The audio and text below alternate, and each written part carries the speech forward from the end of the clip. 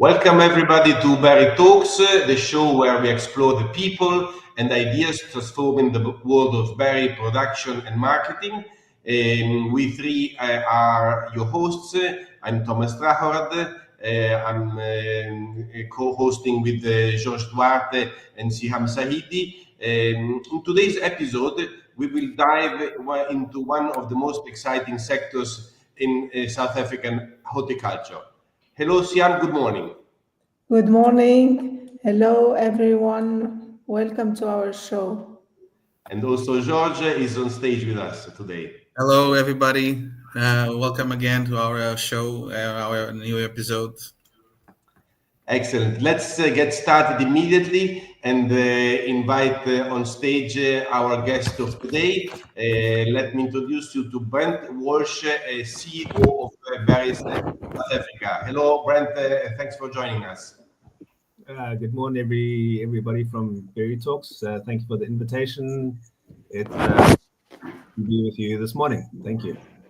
Brent Walsh has this of Berry South Africa, the representative body of the South African berry industry for the past 3 years.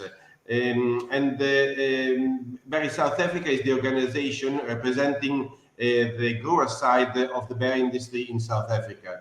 The leadership of Brent Walsh coincided with a period of very dynamic growth and transformation within the sector, engaging across the value chain from production and logistics to retail and export has given him valuable insights into the industry challenges and opportunities.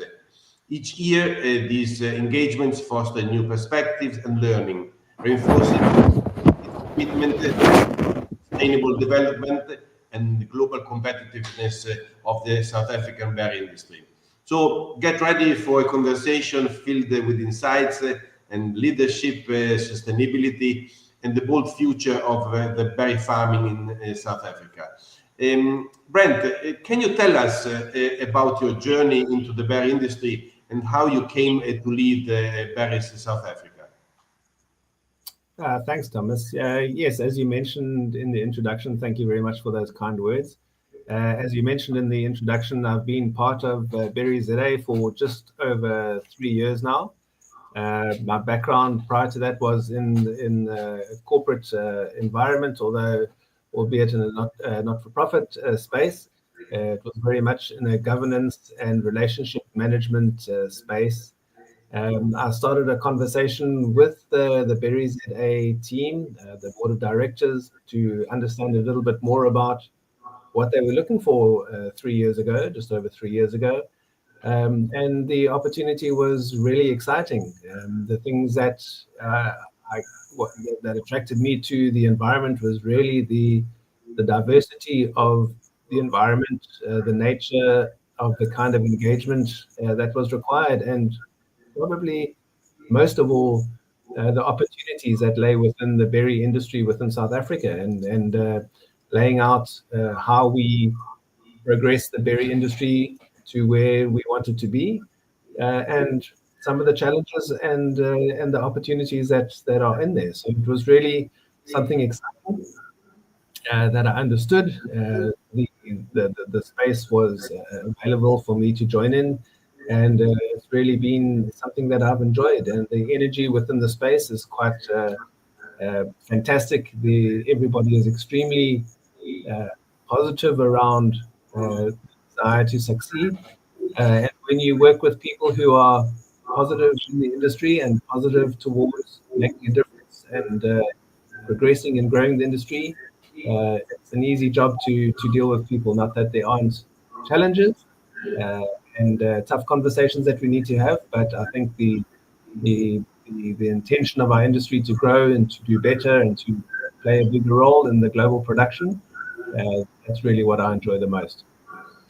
So we can say that your expectations about this role have been met. Absolutely. I can confidently say that one always, when one makes a shift in career or into a new space, there's always a level of risk. You never 100% sure about how things will play out, but I can confidently say the individuals, the organizations, the environment, the platforms that we engage in are all extremely positive and constructive. It's a pleasure to work in this space. And what are the main changes you have seen in this 3-year period, and how has your organization helped to make these changes? Yeah, I suppose one of the attractions around the industry is the continuing change in the environment. There's always something there's so many moving parts, so many variables that you need to be aware of, but from one year to the next, things can be changing at different times.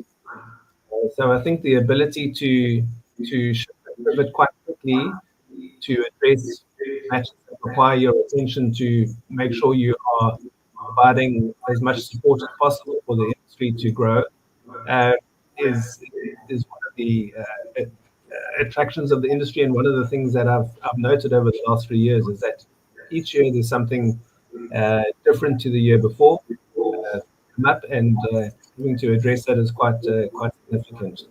What we've seen in the South African industry over the last 3 years is that from the initial 12 years of production in South Africa, and I think it's a global change as well around the genetics that have advanced over the years, how we've managed to shift a lot of our production into new genetics, um, managing the time of production and the access into markets at the right time, which is critical, and dealing with the logistics of getting produce to market is also something that we have worked hard at, not only as a berry industry, but as a horticulture industry, as a collective that's been extremely positive working with other horticulture industry bodies to work with our logistics channels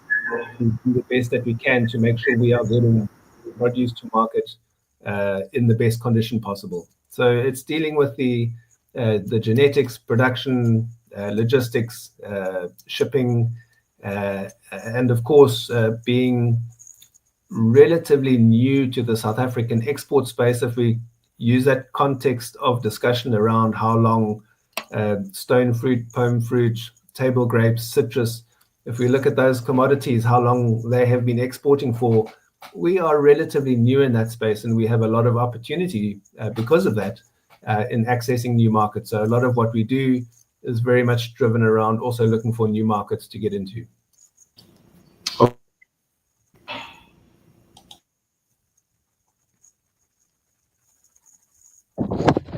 Brent, you talked about the advantages of the South African berry industry, and I would like to ask you, what are the challenges that you are facing right now as an industry, and how do you face the global competition? Yeah, I've probably touched on a couple of them already. Maybe we can go into them in a little bit more detail. And it stretches right from production, from getting new genetics into the ground, getting our production, maintaining our quality of production, and then moving into the value chain of logistics and getting produce onto vessels and into the market as quickly as possible. I think across that value chain, there are challenges along the way, and we are addressing them as required and as best as we can. I've mentioned that we are improving on the genetics that we have in the ground. There's a lot of interest within South Africa at the moment with genetics who are looking to have a larger expanse of production in hectares in South Africa. We've had a relatively flat number of years around, if we look at the number of hectares under production. And I think that is a lot to do with some hectares that have been lost and a couple of hectares that have been added. If we look at the balance over that, we have been relatively flat around the number of hectares under production. but our yields are continuing to improve and increase, which shows that the methodologies and farm production is working well. What we are looking to do over the next number of years, given that we have had two relatively good years in terms of returns to the industry, and that includes the cross-section of the value chain, but most importantly to the growers. It has been a positive couple of years. That is off the back of 2 or 3 fairly lean years where we had pricing challenges. We had a labor strike in our container terminal in the middle of our export season in 2022, which really was an extremely challenging time for our industry to get through. Fortunately, there's been some progress in the logistics space, which gives us a little bit more comfort. And also, we have had the opportunity to lean slightly more on air freight over the last couple of years because of the pricing in the market. So we haven't had as much pressure on our sea freight requirements as previously. But we expect that this will change again this year, moving into a heavily dominant sea freight environment, in which case we will need to be very clear and very close to our container terminal operations and make sure that we are minimizing downtime on the stack in the ports and the container terminals, making sure we get those containers onto the vessels as quickly as possible and to our destination. So yeah, we look at the logistics that have been a challenge. We are working hard to make the environment positive for additional investment into the space to increase our production. And making sure and maintaining our quality of delivery into the markets.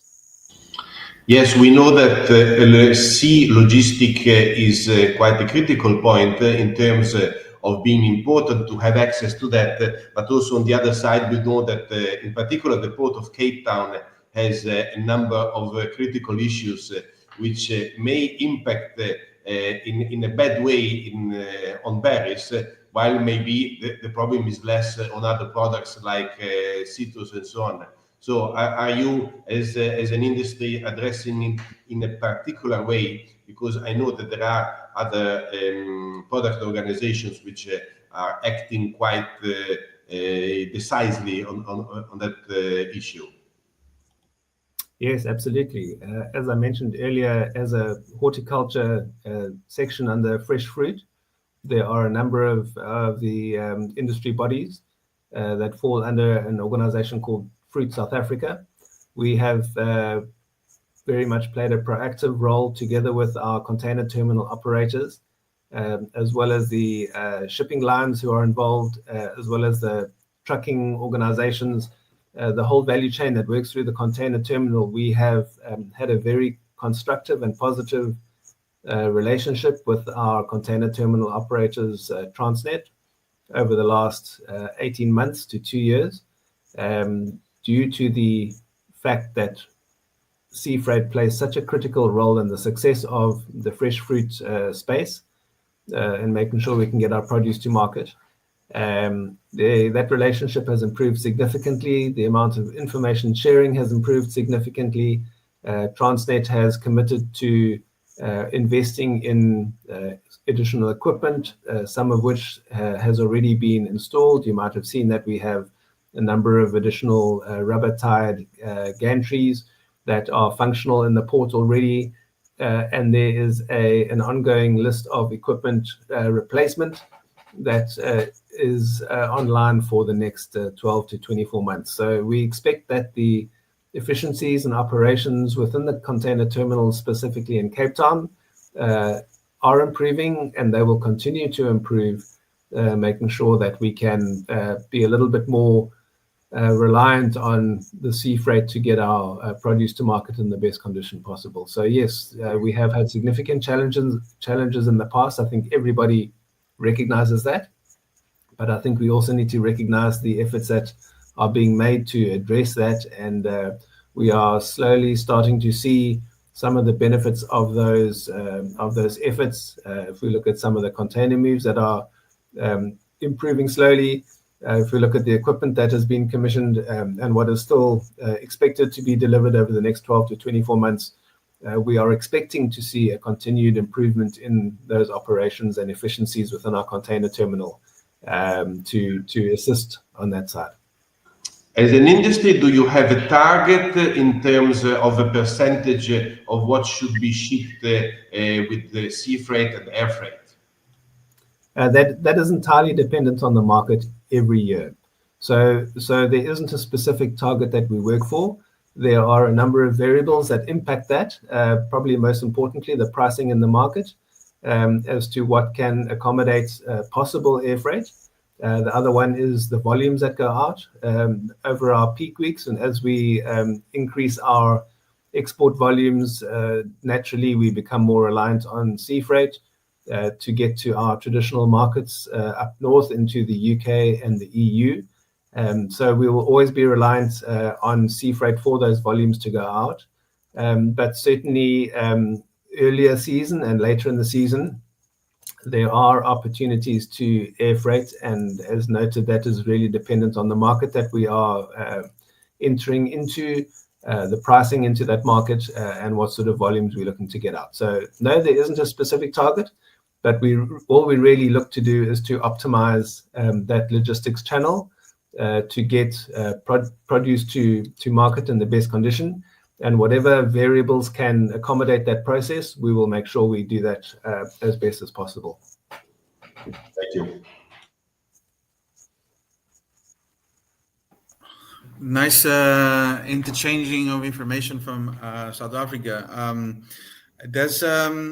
There's always a question when you are a leader, which is how are you representing the growers? Can you approach to align all these interests between growers, marketers, exporters, and retailers? Because it should be a kind of hard job to make everybody happy. How you approach this conflict areas in moments in trying to bond everybody on the same direction? How you approach these situations?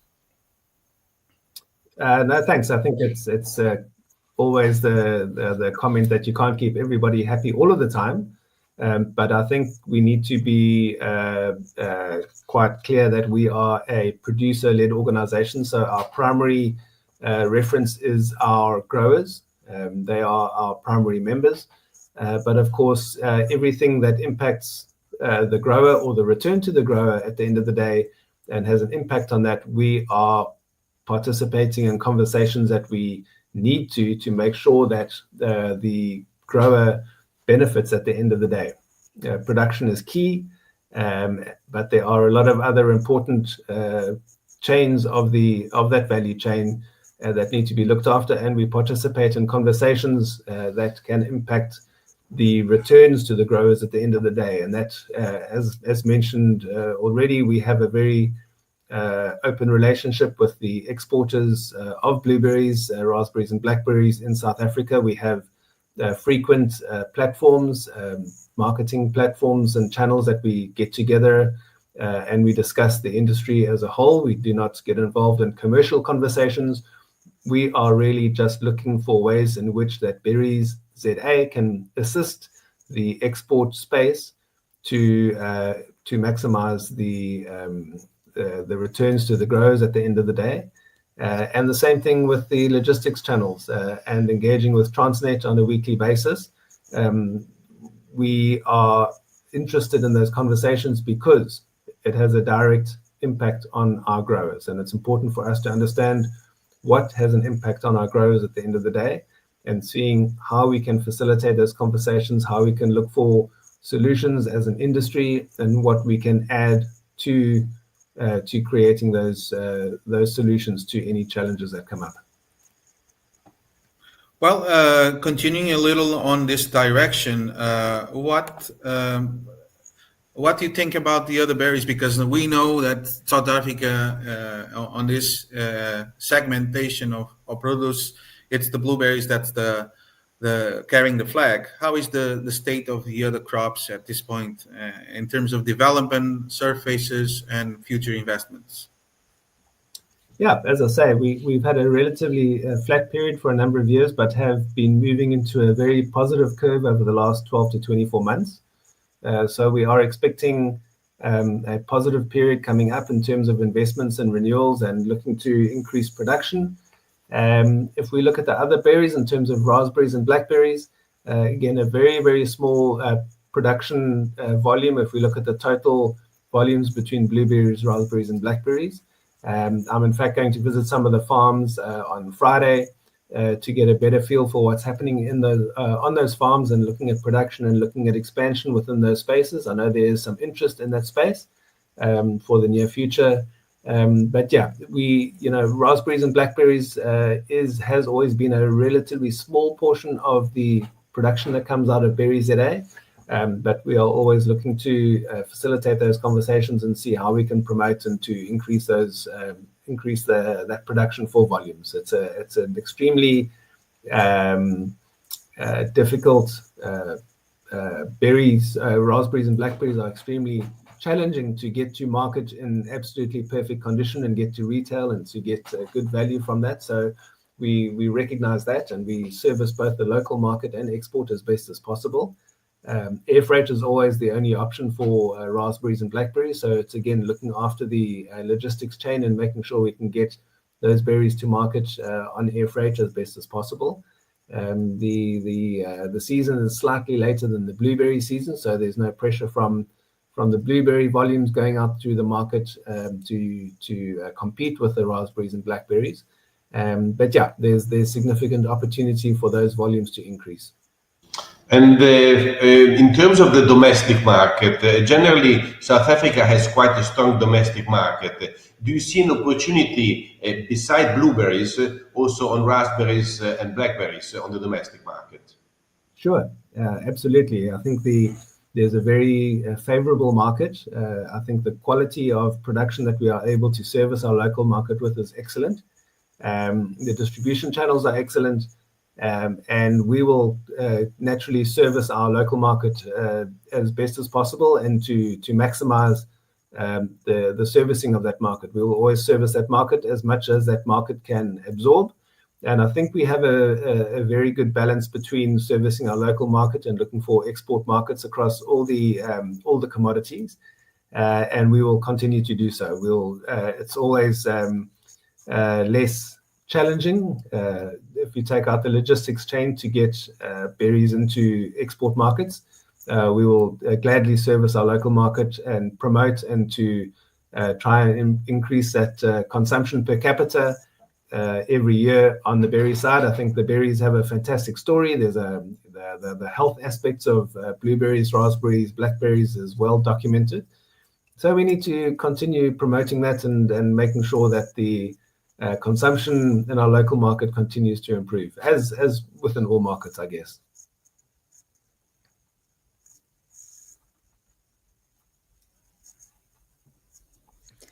In terms of, I would like to ask you a question about sustainability.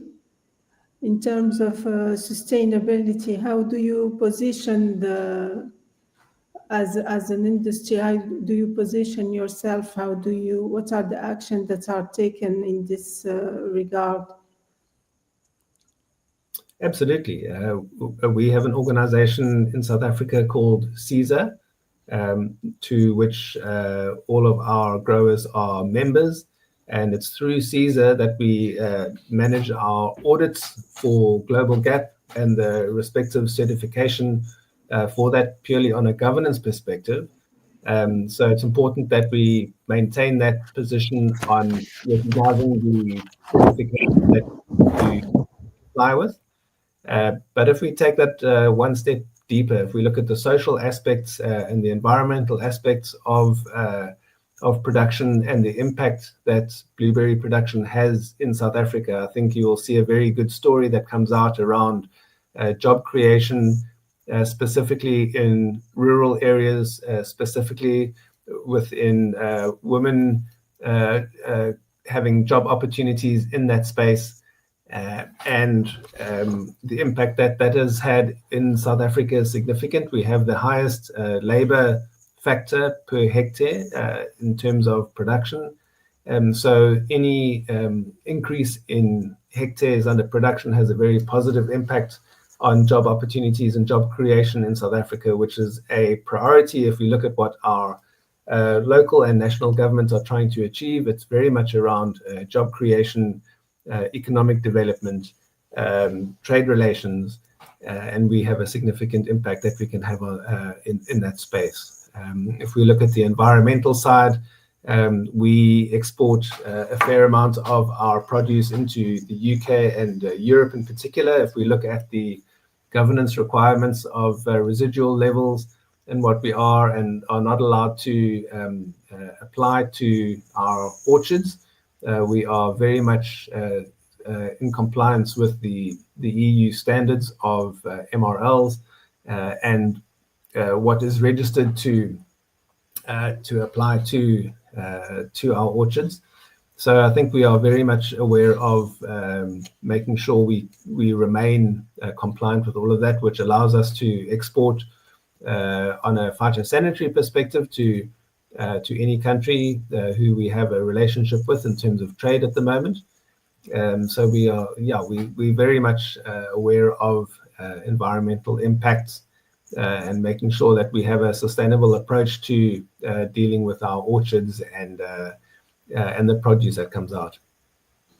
That's interesting because labor is becoming a huge issue, for example, in European countries, and the berries are quite critical from that point of view. So while we are seeing the berry industry as a labor-intensive industry as a problem in Europe, this is turning into an opportunity for the South African workers.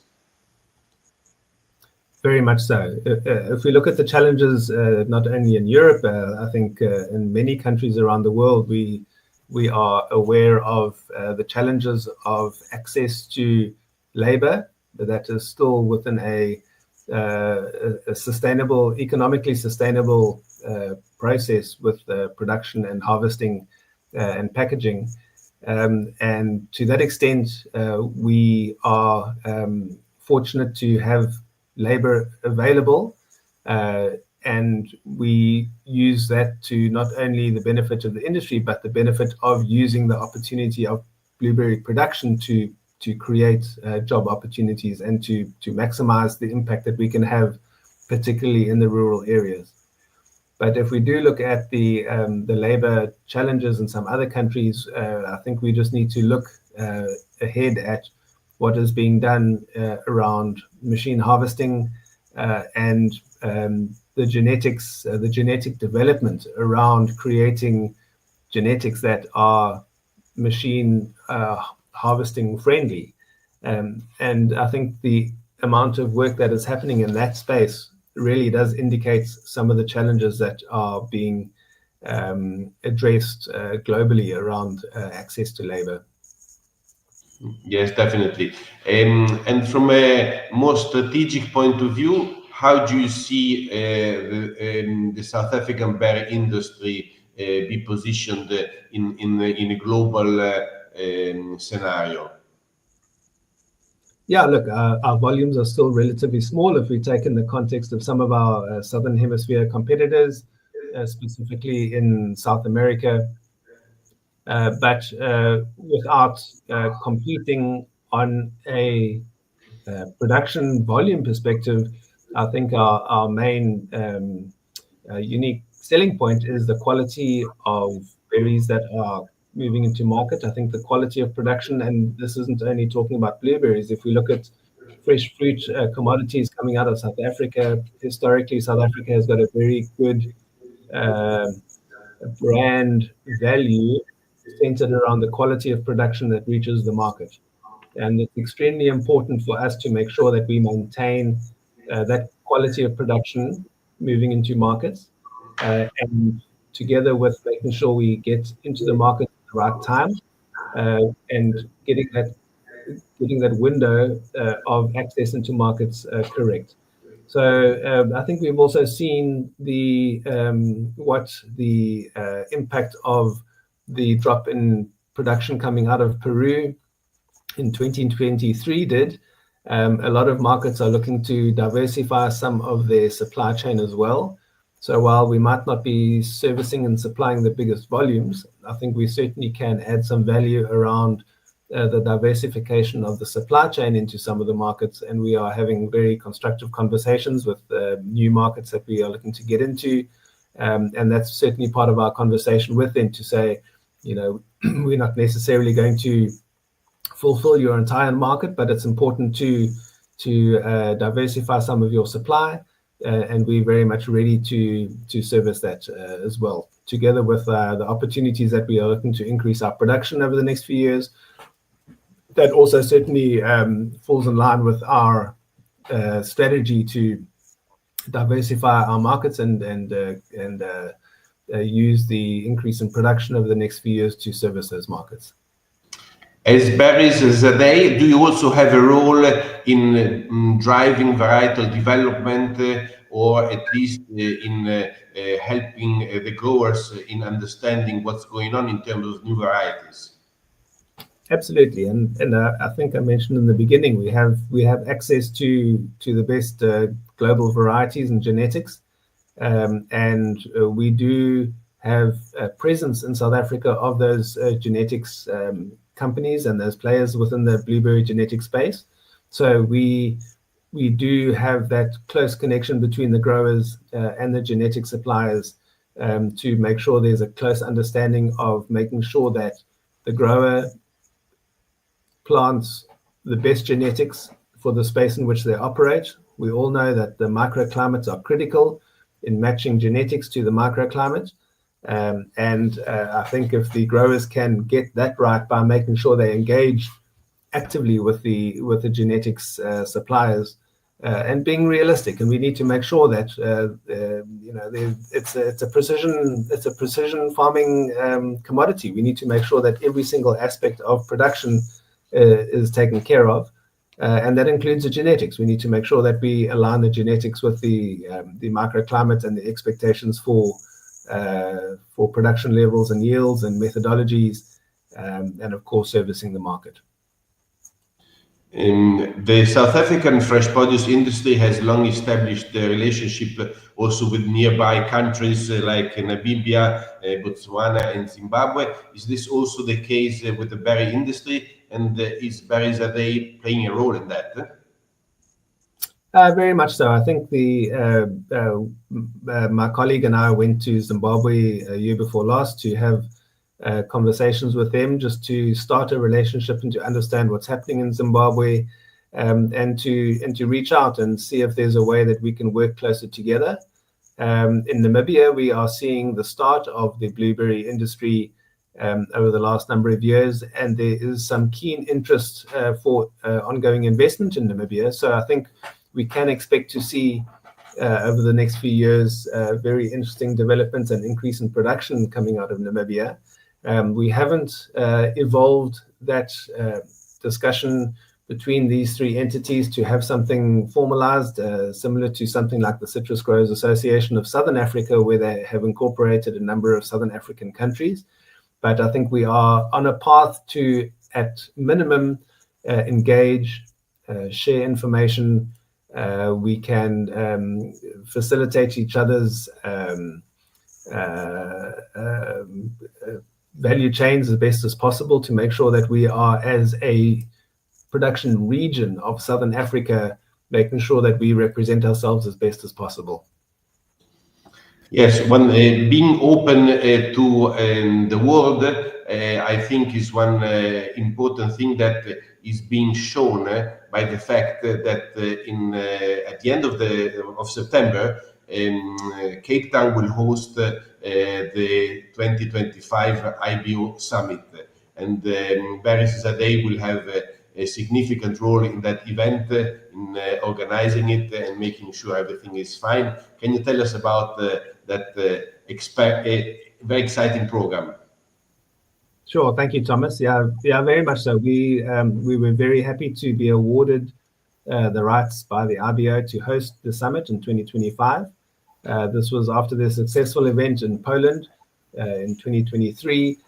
So we've had an opportunity to engage with the industry to get support in order for us to present this event. We are hosting the event in Cape Town from the 25th to the 27th of September. And we are very excited to host the international blueberry industry in our city and to showcase what is happening in South Africa. And as mentioned earlier, we will be having several conversations around what is happening similar to today. We'll be having conversations from experts in the various fields as to what is happening in South Africa.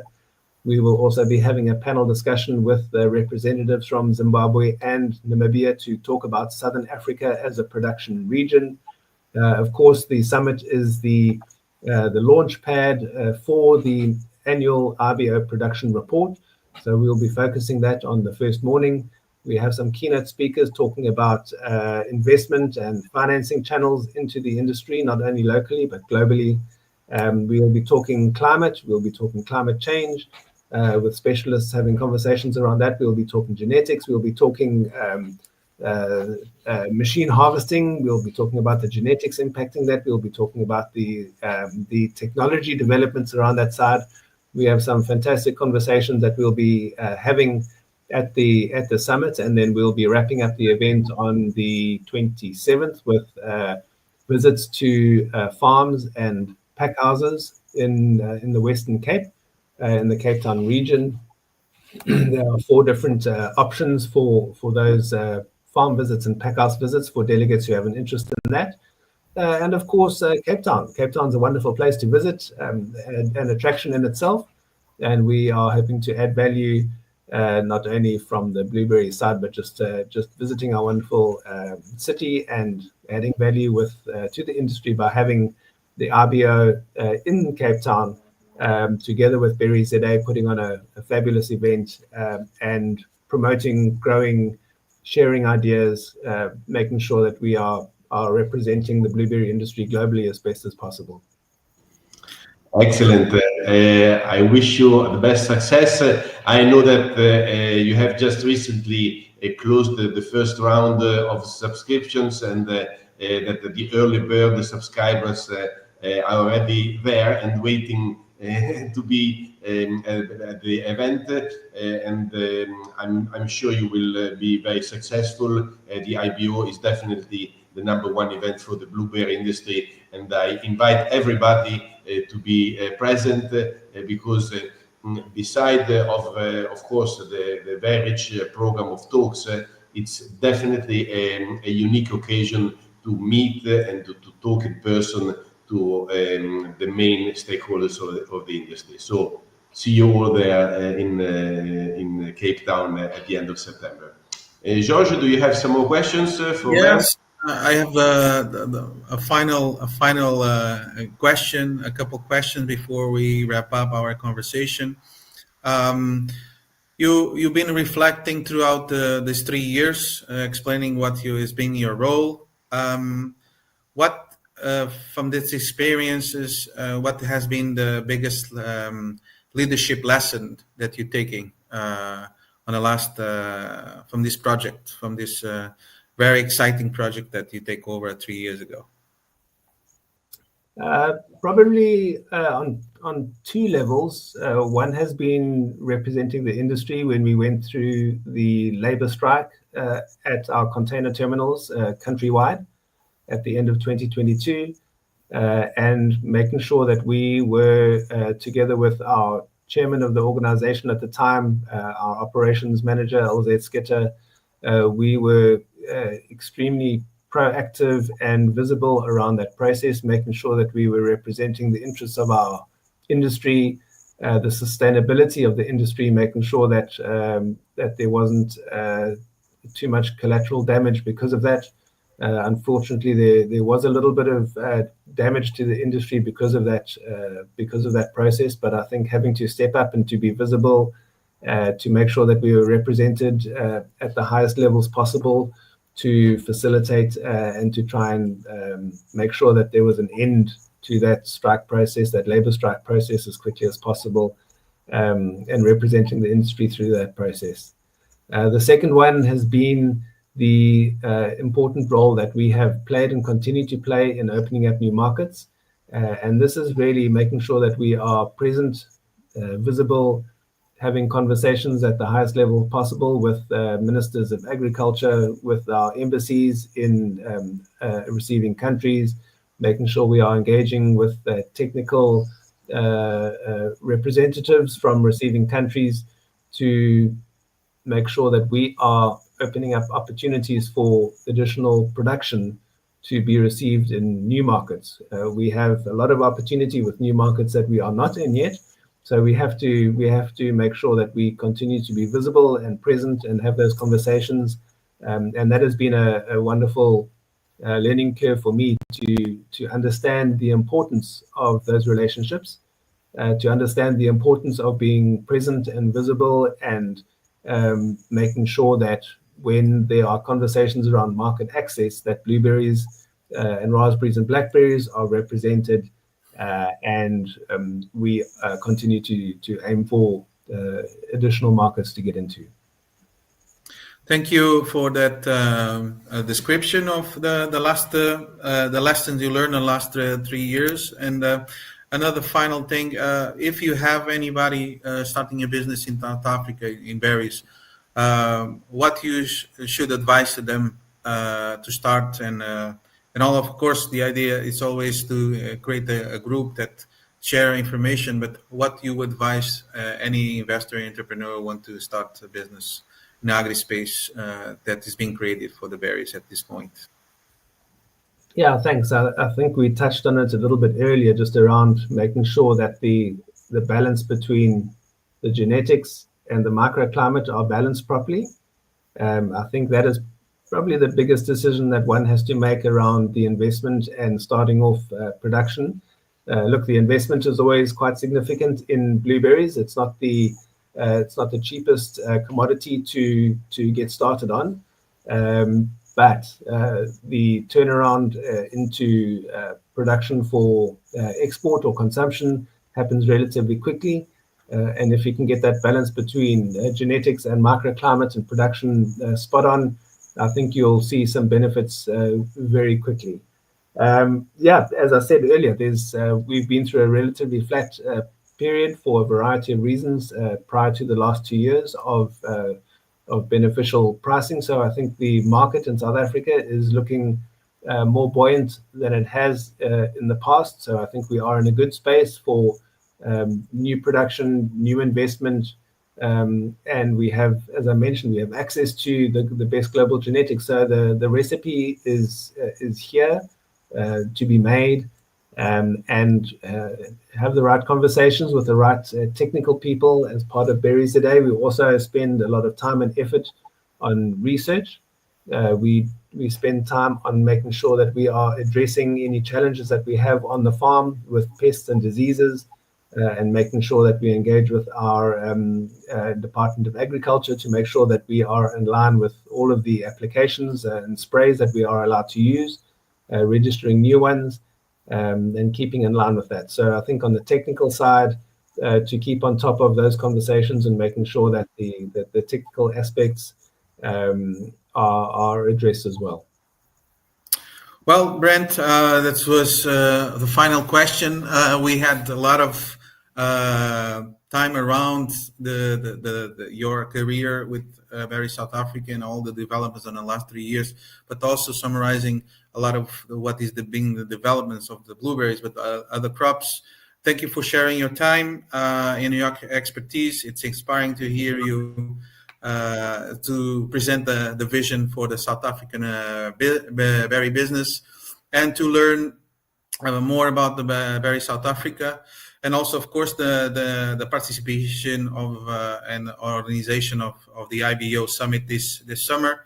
I would like to finalize the interview today, that this will be streaming on our podcast in Spotify. And thank you for our listeners for tuning on the Berry Talks. We will be in a short notice presenting this episode, and of course, it's always a pleasure to do it together with Thomas and Siham. a lot of passion and this history is being shared within these talks. And until next time, has been the Berry Talks, and thank you for having us here in this episode. Thank you, Brent. Thank you, everybody. See you soon. Thank you so much. It's been a pleasure.